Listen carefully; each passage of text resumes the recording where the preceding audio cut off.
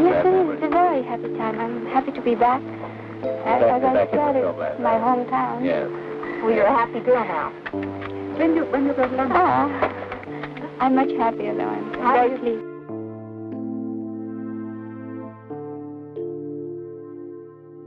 Before she became a global icon, before the fame, the scandals, and the tragic legend that followed, Marilyn Monroe was simply a woman navigating a world that often disgusted her behind the scenes. Not the glamorous, picture-perfect Hollywood the cameras sold to the world, but something far more unsettling. A place where charm was often fake, intentions were hidden, and the people behind the smiles weren't always who they pretended to be. In rare interviews, private conversations, and accounts from those closest to her, Monroe didn't always hold back. She hinted at the personalities that repelled her, the co-stars, directors, and industry figures who left a lasting negative impression, sometimes because of their behavior, sometimes because of what they represented. Because for Marilyn, it was never just about bad manners or difficult egos. It was something deeper, something darker, the kind of energy that could make even the brightest star feel uncomfortable in her own world. The kind that separates ordinary Hollywood drama from people you simply couldn't stand to be around. Today we reveal the Hollywood figures who, according to documented accounts and behind-the-scenes stories, left Marilyn Monroe with impressions she could never ignore. Joan Crawford. When you talk about tension between Joan Crawford and Marilyn Monroe, it's less about open hatred and more about something much more interesting, a clash of eras, values, and what Hollywood thought a woman should be. Joan Crawford came from a completely different version of Hollywood. She rose to fame in the late 1920s and 1930s, a time when studios carefully controlled every detail of a star's image. Back then, actresses were expected to be polished, disciplined, and above all, proper. Crawford herself was known for being extremely hard-working and very conscious of how she presented herself. In fact, she once said if people wanted to see the girl next door, they should go next door, because she always appeared as a movie star in public. That tells you everything about how seriously she took image and professionalism. Then came Marilyn Monroe in the 1950s, and she changed everything. Marilyn represented a newer, more open kind of Hollywood. She leaned into in a way that was bold for the time, and audiences loved her for it. But for someone like Crawford, this shift wasn't exactly admirable. It was uncomfortable. One of the clearest examples of this tension came during a public event in the early 1950s. Monroe wore a very revealing gold dress that grabbed everyone's attention. While the crowd was excited, Crawford had a very different reaction.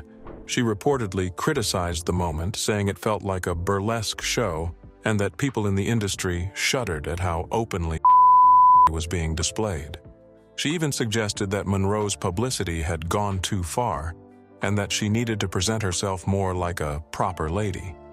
Now, from today's perspective, that might sound harsh, but it actually reflects something bigger than just personal dislike. Crawford wasn't just judging Marilyn. She was reacting to a changing Hollywood she no longer fully recognized. In her time, success came from discipline, control, and carefully maintained elegance. In Marilyn's time, success could come from vulnerability, sensuality, and breaking those very rules. That difference created a natural tension between older stars and rising ones. Interestingly, the situation wasn't entirely one-sided. Despite Crawford's criticism, Monroe didn't respond with anger. Instead, she reportedly spoke respectfully about Crawford, even expressing confusion about why she was being targeted and calling her a great star. That response says a lot about Marilyn's personality. She often internalized conflict rather than escalating it. There's also another layer to this story that people often overlook. At one point, Crawford had actually shown kindness to Monroe early in her career, even offering advice. But as Monroe's fame exploded and began to overshadow established stars, the tone seemed to shift. What may have started as mentorship slowly turned into criticism, possibly fueled by competition, changing standards, or even insecurity in an industry obsessed with youth. In the end, their relationship wasn't defined by one dramatic feud, but by something quieter and more complex. It was about two women representing two different versions of Hollywood, one built on control and tradition, the other on change and disruption. And that's what makes their story so fascinating. because sometimes the biggest conflicts in Hollywood aren't personal at all, they're generational. Tony Curtis. One of the most talked about stories always comes back to Tony Curtis and Marilyn Monroe during the filming of Some Like It Hot. And honestly, it's a story that's been misunderstood just as much as it's been repeated. Let's start with the quote everyone remembers. Curtis famously said that kissing Marilyn Monroe was like kissing Hitler. It's shocking, it's harsh, and it instantly makes you think there must have been serious tension between them. And yes, this line has been widely reported over the years, and even became one of the most talked about quotes in Hollywood history. But years later, Curtis himself tried to explain what really happened. According to him, the quote wasn't meant as a literal insult toward Monroe. In an interview, he said someone asked him what it was like kissing her, and he gave a sarcastic answer. "It's like kissing Hitler. What are you doing asking me such a stupid question?"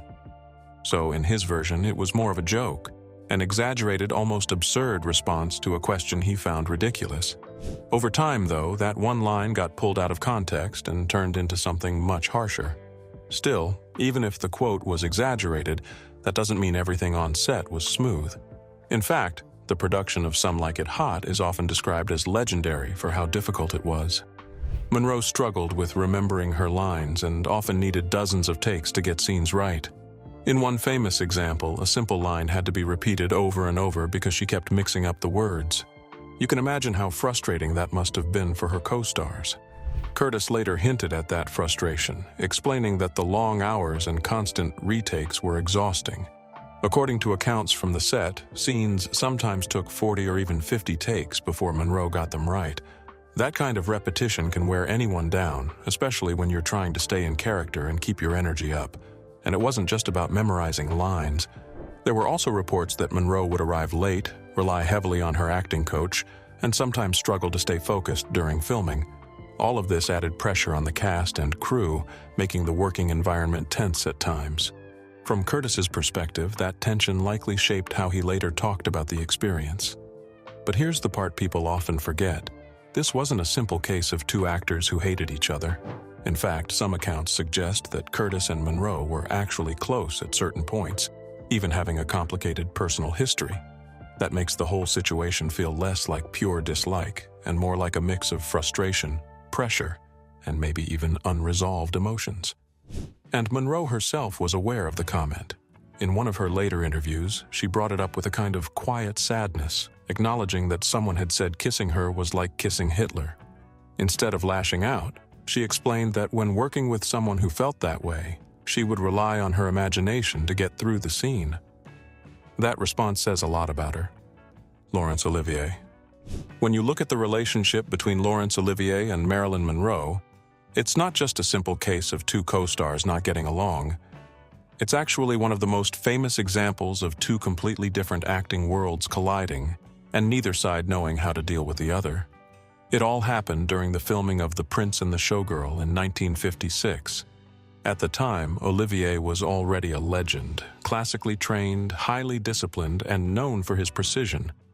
He came from the world of theater, where actors were expected to hit their marks, deliver lines perfectly, and rely on technique.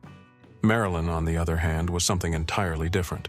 She was deeply influenced by method acting, a style that focused on emotions, vulnerability, and personal truth. She worked closely with her acting coach, Paula Strasberg, and often wouldn't perform a scene without consulting her first. And that alone became one of the biggest sources of tension.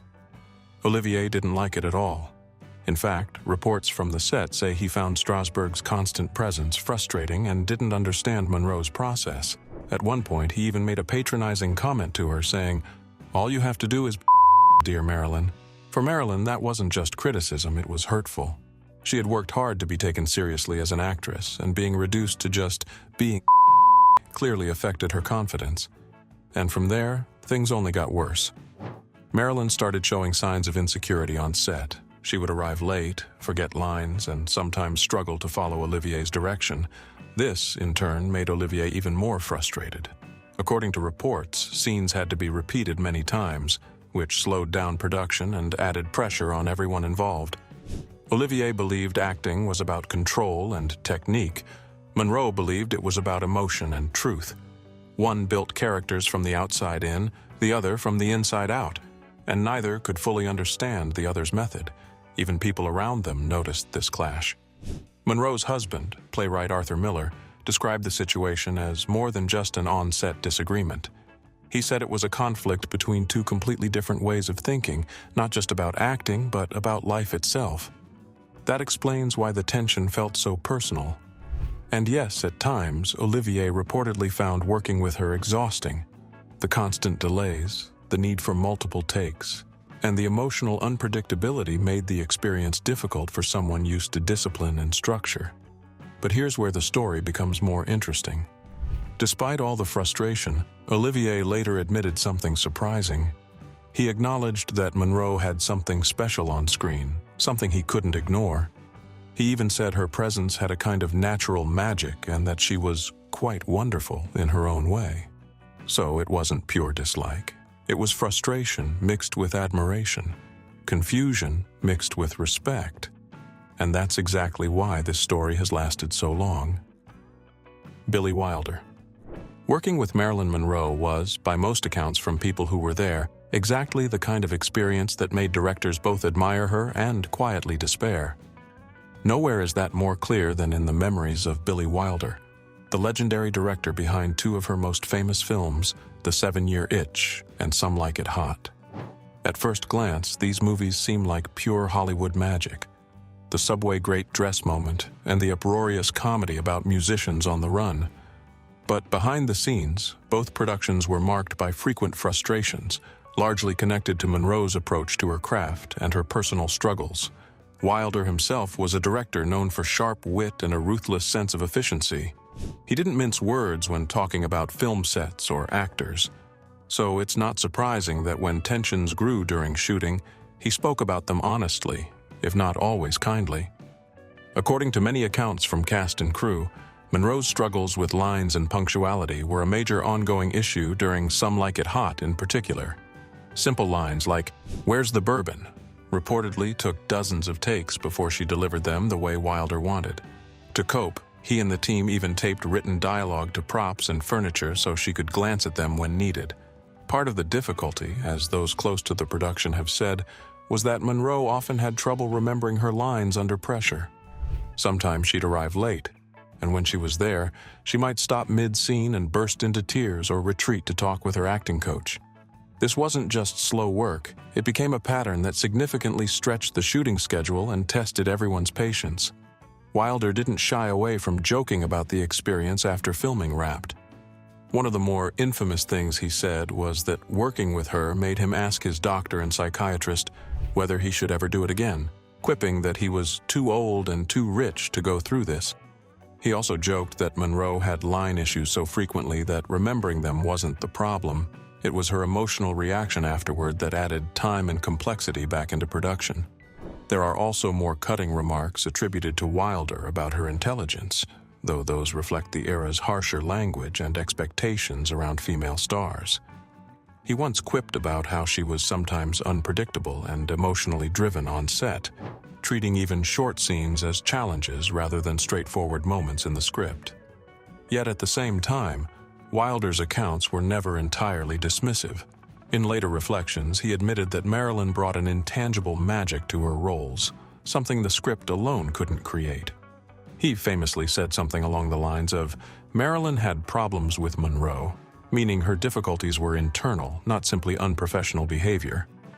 And he also acknowledged that despite everything, her presence is what made those films enduring classics. That mixture, frustration in the moment and admiration in retrospect, says a lot about how complicated working relationships in Hollywood can be. Directors like Wilder weren't just dealing with missed cues or flubbed lines. They were navigating a highly sensitive star whose personal challenges were tied up with her public image, her emotional vulnerabilities, and the enormous pressures of stardom. It's one thing to direct a talented performer when everything is going smoothly, but it's another thing entirely when talent and volatility walk onto the set together every day. Frank Sinatra. For many people, Marilyn Monroe and Frank Sinatra were two of the most glamorous figures Hollywood ever produced. But behind the public dazzles, the songs, the red carpet photos, the bright lights, There was a complicated, emotional, and sometimes uneasy connection between them. It wasn't a simple love story, and it wasn't a textbook friendship either. It was something far more human, intense at times, affectionate at others, and undeniably volatile in parts. They first crossed paths in the 1950s when both were at the peak of their fame. Sinatra, already a massive music star and actor, was known for his cool confidence and charm. Monroe, on the other hand, was Hollywood's golden blonde, adored by millions, but also deeply sensitive and struggling privately with anxiety and insecurity. One of the most fascinating things about their connection is that Sinatra wasn't just attracted to Marilyn's beauty or celebrity. According to biographers, he was drawn to something deeper, her vulnerability and emotional intensity. He saw a side of her that few others did, the pain beneath the glamour, the insecurity behind the smile.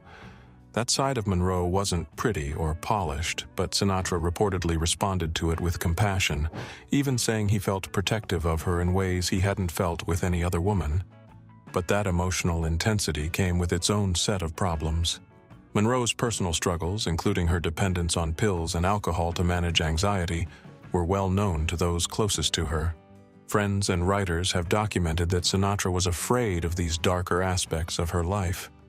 One biographical account reveals that he loved Marilyn when she was sparkling and glamorous, but he also feared the self-destructive side of her personality. At times, her fear and sadness overwhelmed her, and that scared him. It's also widely reported that at one point Sinatra even considered proposing marriage to her, but the idea was eventually abandoned, not because he didn't love her, but because his lawyer warned him it could end in tragedy and potentially harm his own reputation. That's something many biographies and entertainment histories mention as a turning point in their complicated bond.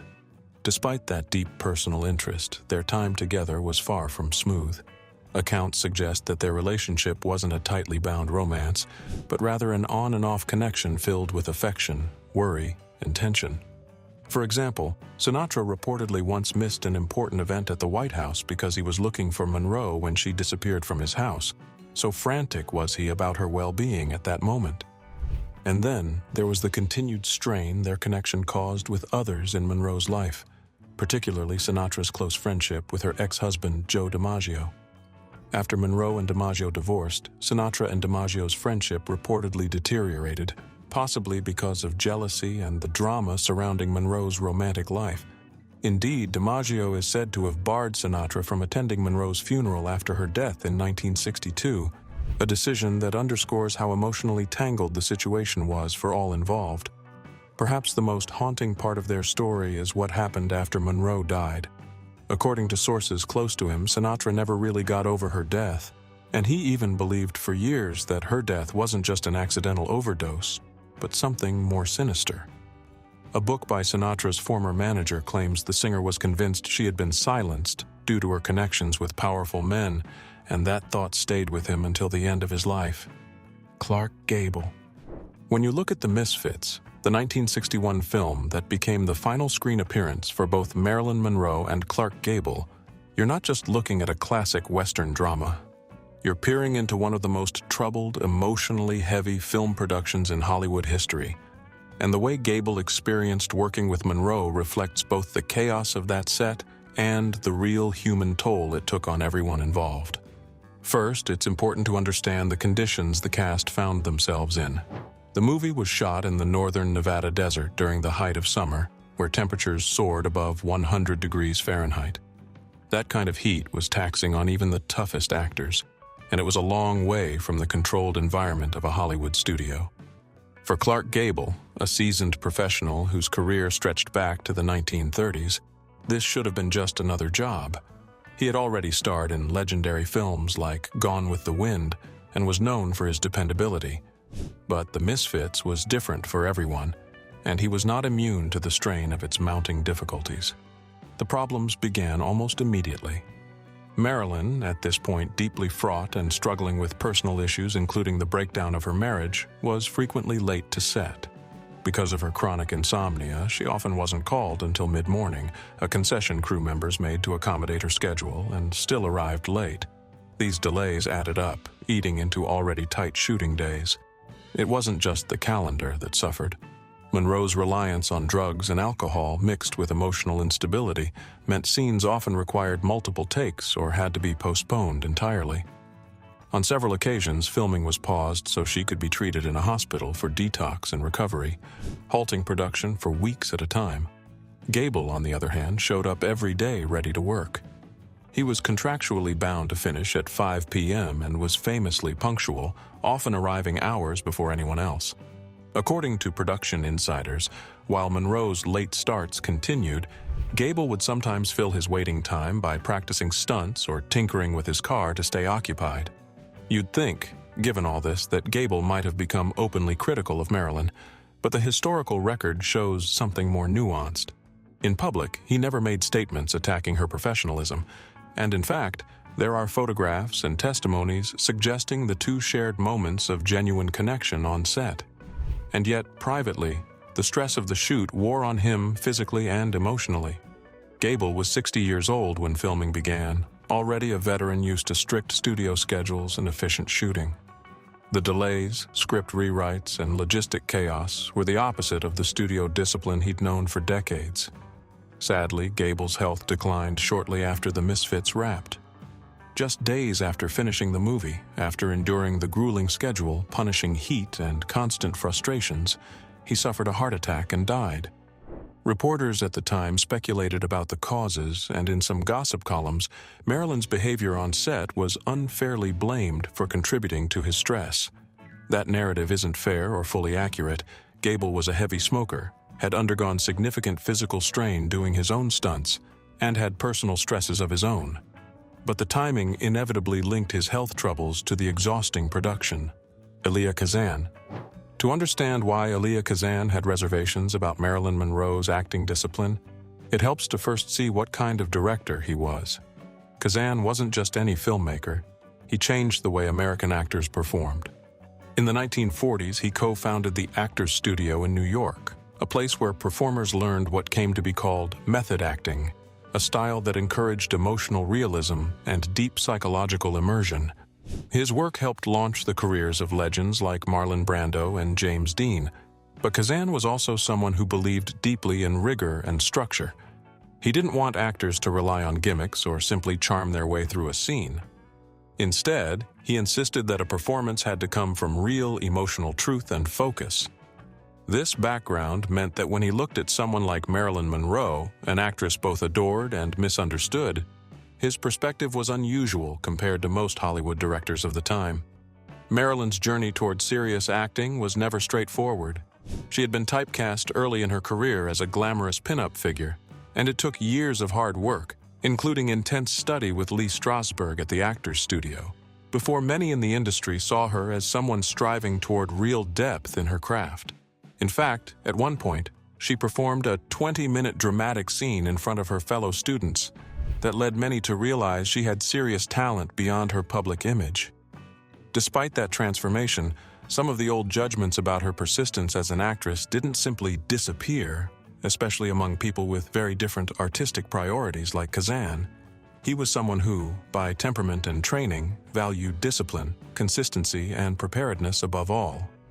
Kazan's own directing philosophy was rooted in the idea that an actor should bring the character from within, not rely on external reputation, looks, or an instinctive flair alone.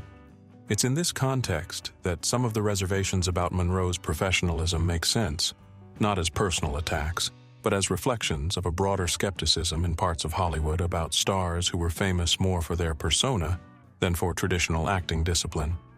Directors steeped in method and stage training like Kazan often viewed actors with glamorous public images with a kind of cautious distance, wondering whether their craft was developed deeply enough or simply performed well in front of a camera.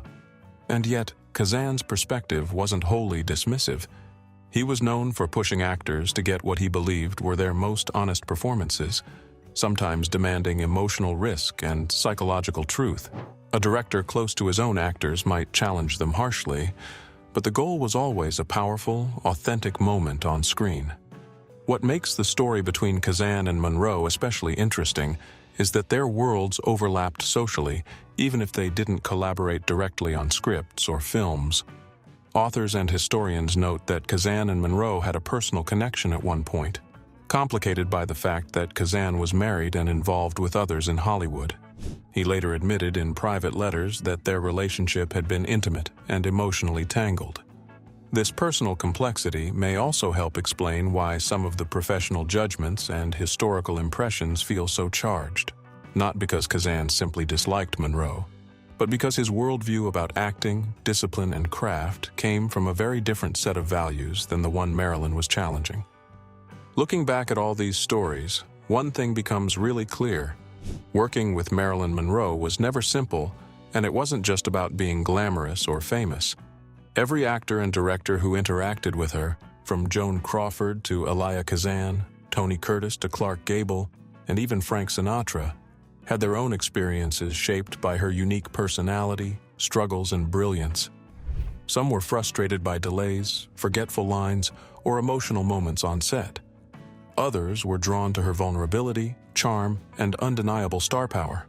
What stands out is that Monroe wasn't difficult for the sake of being difficult. She was navigating huge pressures, mental health struggles, public scrutiny, and the challenge of proving herself as a serious actress in a world that often valued looks over talent. And that tension created both conflict and admiration. Directors like Billy Wilder or Elia Kazan wanted discipline and precision, while co-stars like Frank Sinatra or Clark Gable felt protective yet exhausted by the intensity she brought. Ultimately, these stories remind us that Marilyn Monroe was more than just a Hollywood icon. She was a human being with talent, flaws, and emotions, leaving behind a legacy that was messy, complicated, and unforgettable, just like her. And that's a wrap on Marilyn Monroe's most complicated Hollywood relationships. From on-set frustrations to heartfelt connections, it's clear she was unforgettable both on and off the camera. If you loved this deep exploration, don't forget to like, subscribe, and hit the bell for more behind-the-scenes Hollywood stories. Comment below which story surprised you the most. See you in the next one.